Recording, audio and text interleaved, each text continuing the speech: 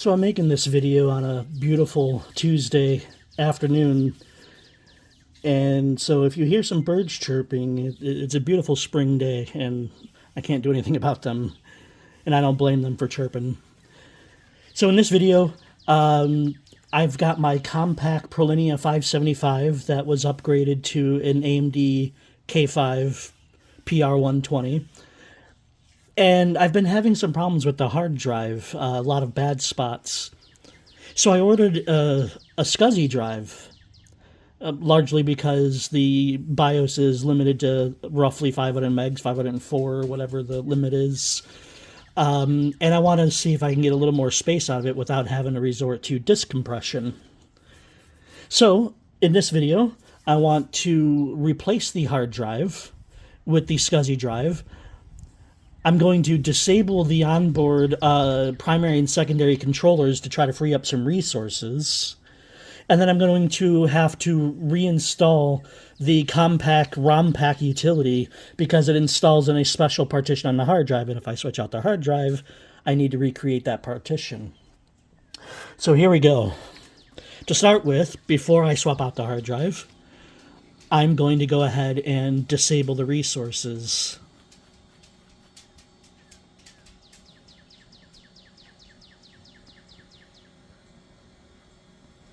Sorry, just trying to adjust the stand here a little bit.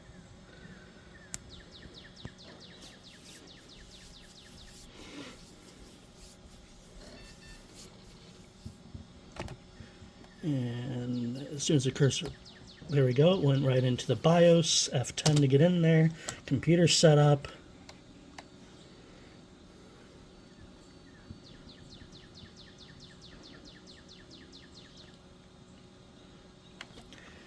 I've got both of the communications ports, serial port and parallel port, disabled for extra resources. Disable whatever I don't use. I'm going to set this to disabled, and I'm going to set this to disabled. Okay, okay. Exit. Yes, save the changes. And it should reboot the system. Let's just go ahead and verify that it reboots.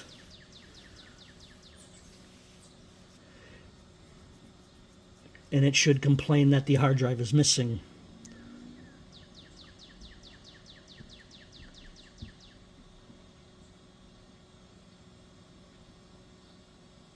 Disk controller failure. Oh no! Try to boot. There we go. All right. So I'm now going to power it off. And I'm going to pause the video and resume with the case open, installing the SCSI card. All right. Let's go ahead and open the case here. Now this style of motherboard, I think, is referred to as NLX. It's got the plug-in board right here with the controllers for the hard drive and the floppy drive. And the motherboard actually plugs into this board on the other side of this wall here of the case. So let's go ahead and get to it. That's too large.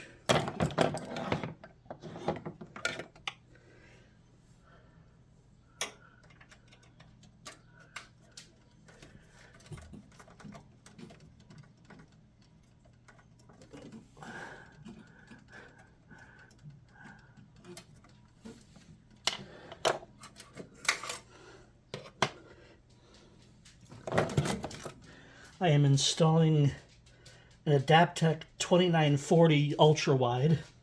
This should be an Ultra 2 wide, fast wide card capable of up to 40 megabits per second. But the hard drive I bought is only SCSI fast wide, not ultra fast wide. So that means that its maximum throughput is going to be limited to 20 megabytes per second. But I would think that's still plenty fast enough for this particular system. Probably overkill in many ways than this system. All right, one moment. Okay, here's the hard drive. Nice little Seagate. Looks like I've got some lighting issues. That's a little better. Got a nice little Seagate drive here. Fast wide, 1 gig. This old machine doesn't need anything more than 1 gig.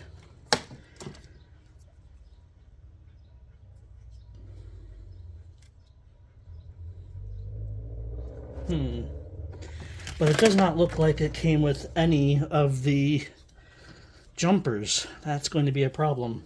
I'm not sure if I have any replacement jumpers.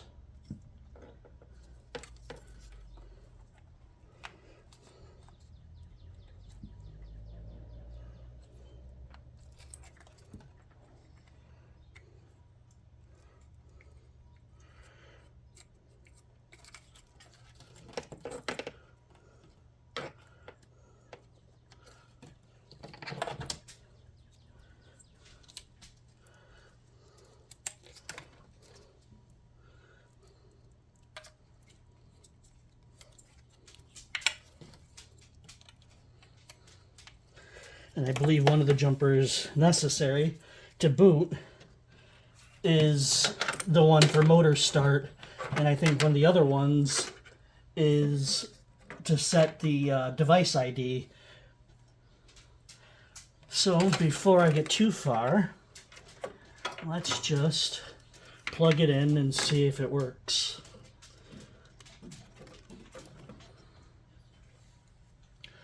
Otherwise, I'm going to have to go locate some jumpers that I don't believe I have. All right, here we go.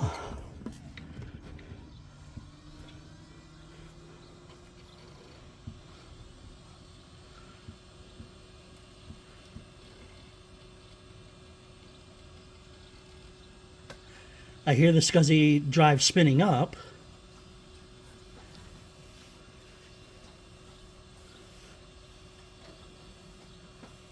I saw the power light go on as well.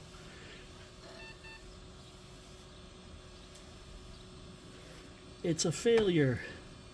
Should load the SCSI BIOS here. Yeah, we go. It's got the 2944 ultra-wide BIOS installed. I'm not sure why when the card itself says it's just a 2940.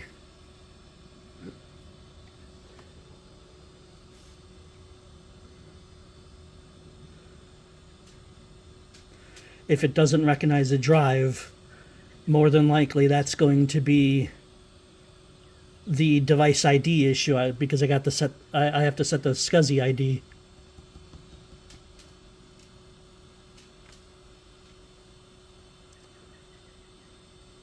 Seems to be frozen.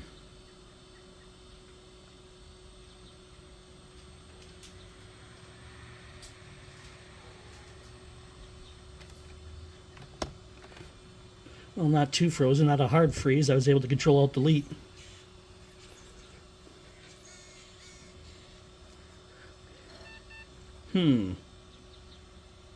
It doesn't like the IDE disabled, but I want those resources free.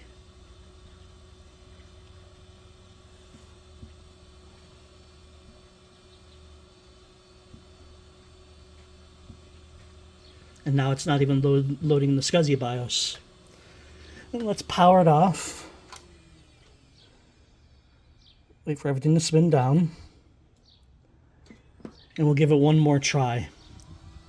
If this doesn't work, I will have to see if I can go locate some SCSI jumpers.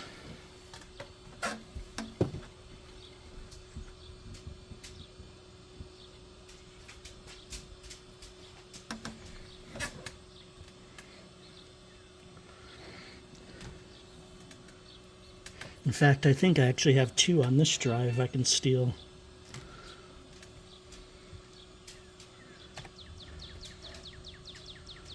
Okay, made it this far before. And now it should be scanning for the drive.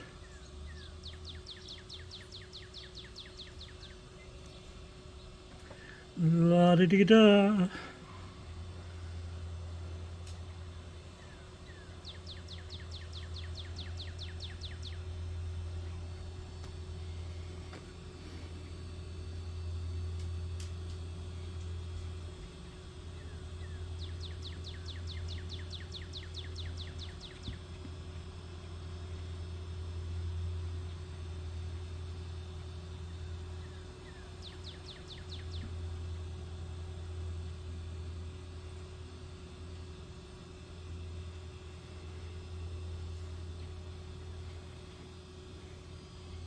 Timeout. Yeah, it can't find the drive.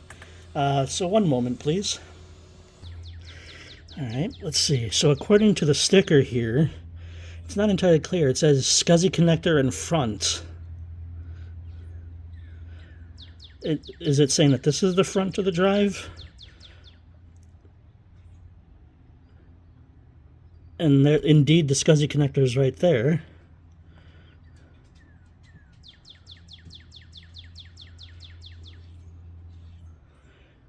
Not terribly clear to me.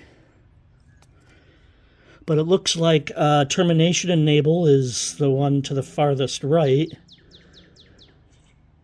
And maybe motor start. But I'm not seeing drive device ID.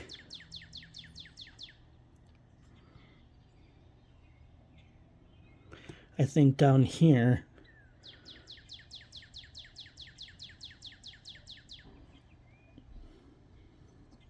Address. And you typically want address 0, but it starts with 1, 2, 4, and 8.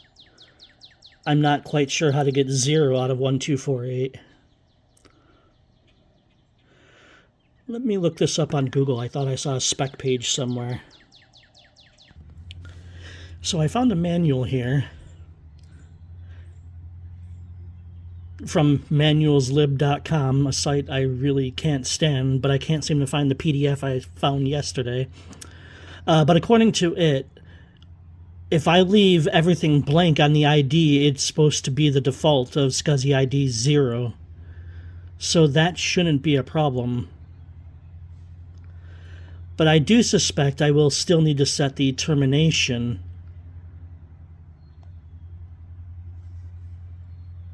Let's see. Sorry for the bad angling. I'm still new at this. I'm such a noob.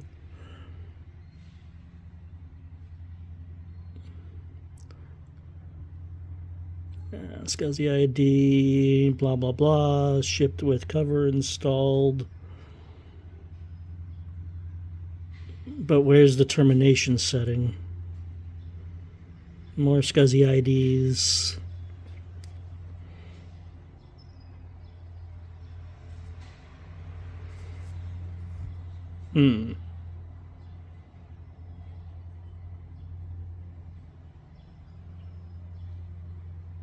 Here we go.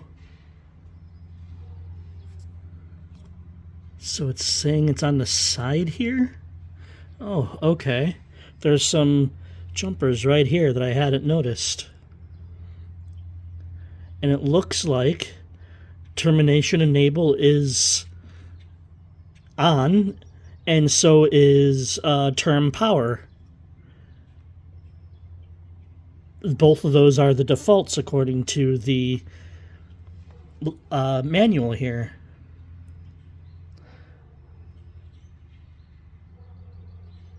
So that's interesting. And yet it doesn't want to work. Okay, since I can't seem to find decent information on the Seagate drive I just bought, I'll have to look at that later. I am looking at this IBM, which is a SCSI 2. They should be able to do a full 40 megabits per second, I think. It's a 2 gig drive, 2.25 to be specific. And here's the information for that. Probably not coming up very well on the monitor. And again, this isn't very clear. I do know that this is the front. It's got two sets of pins, some on the front next to the SCSI connector, and then some on the back here. And it says that they're duplicated. So I'm just using the ones on the front. And I think, as far as I can tell, because again, it doesn't exactly give you any idea, I think SCSI ID 0, it has to be on pin 1 and 2, because 2 is unused. And I think that's pin 1 and 2. It doesn't exactly tell me, you know, if this is to the power supply and this is to the SCSI connector or what. So let's see if that works. Let's go ahead and plug it in and give it a try.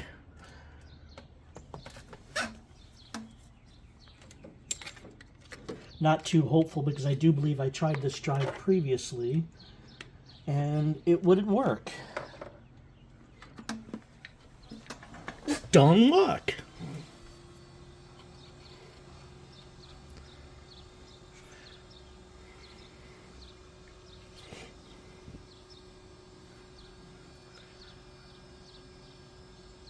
And if I can get the hard drive working, I've got a 50-pin SCSI CD-ROM drive downstairs. I think it's an 8X. Throw that bad boy in here and get rid of IDE entirely. It's really having a conniption about that disabled IDE. Disk controller failure. Not feeling confident about this.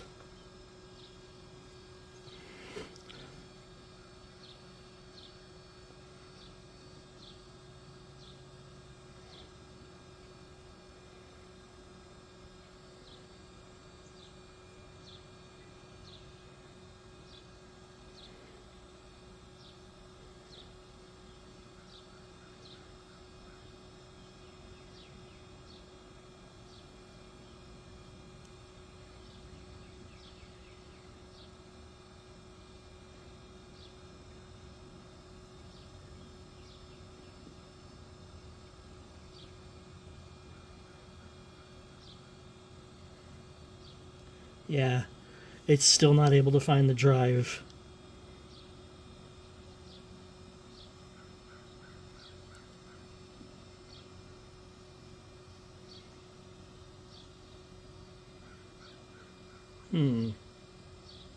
Just reviewing the documentation here.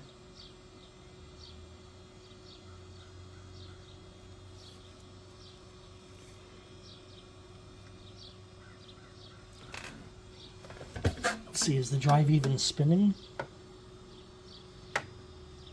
The drive does not feel like it's spinning.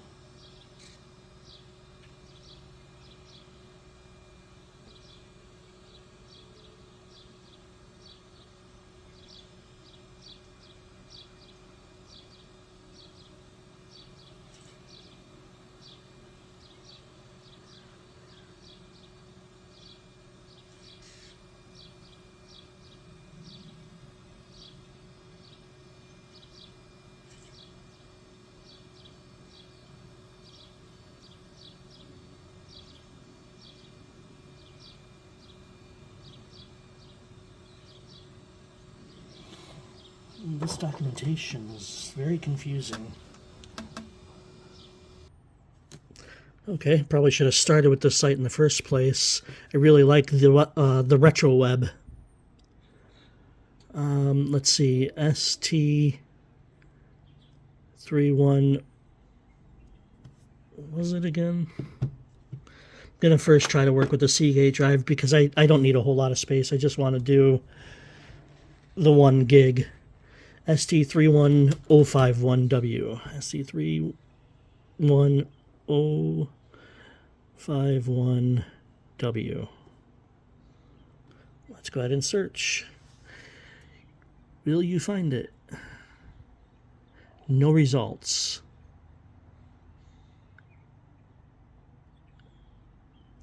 Oh, now it's switched to name, or maybe this should be a Seagate Hawk drive. Well, that gives a little better. Let's see if I can narrow it down doing an advanced search.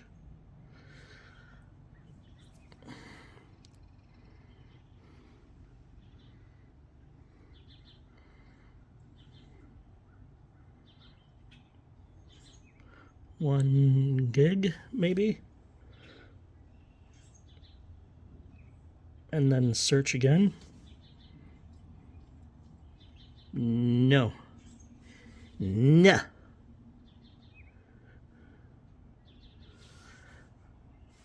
Says Mr. Green and Clue. No. Alright, well, there was only 3 pages, I believe, so let's see if we can find. I am so bad at angling. It's amazing that anybody even bothers to watch my channel, because I don't think I would.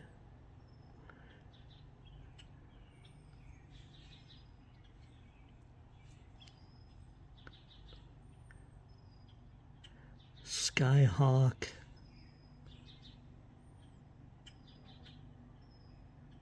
Okay. This should just be a straight up Hawk drive, not a Skyhawk.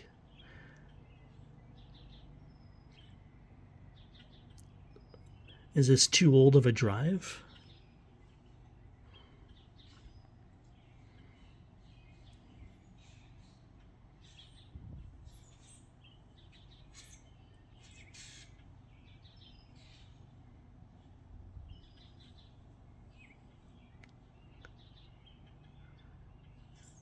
And Skyhawk AI. These are all newer drives.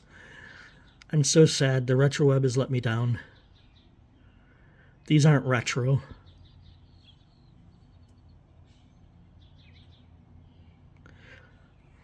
Well, their site is still excellent for motherboards and a lot of other peripheral cards. Let me keep searching. Okay, so I tried something different. Wasn't sure if it was a card compatibility issue or a drive compatibility issue. So I had a spare 29160, which is a 64-bit card, but I know it's backwards compatible with 32-bit PCI slots.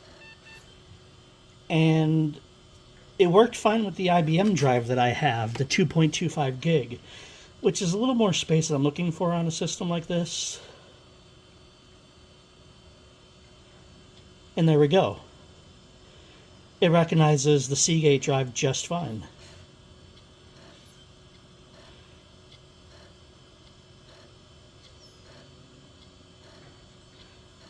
So that tells me that there's some sort of compatibility issue with this 2940 card, which is supposed to be just a straight up 2940 ultra wide. But it doesn't want to work. It wants to not find the drives. And the BIOS is set for a 2944. I don't know if that makes a difference. Maybe if somebody's familiar with these Adaptec cards, you can comment below and give me a hint as to what's going on. I really don't want to leave this 29160 in this system. Kind of a waste. But I was hoping to do just a 2940 card with a 68-pin drive and a 50-pin SCSI drive. So a little update here. I went looking through the bag of parts of Adaptec cards my employer gave me, and I did a quick Google search, which I swore I did before, and I found out that the 2944 Adaptec card is a high voltage differential card. And I'm very lucky that I didn't blow up my low voltage differential hard drives when I plugged them in. Should have fried them or blew them. But thankfully they're fine. I did find one card in the bunch out of the 5 or 6 that they gave me that was actually a real 2940. And lo and behold, as you see here, I am currently formatting the 1 gig Seagate drive that I couldn't get working. It works beautifully. It's a little slow in the formatting process here. I did expect a little faster, given SCSI's reputation. And this disappoints me a little bit because, well, not just the drive, but besides that, I really wanted to take one of the 2940 cards that I thought I had and put it in my NT 3.51 workstation, which could really use a speed up. NT is very disk intensive, and SCSI was always known to be the better option when you were using those early versions of NT. So now I'll have to go look for a 2940 card on Fleabay, see if I can find one reasonably priced.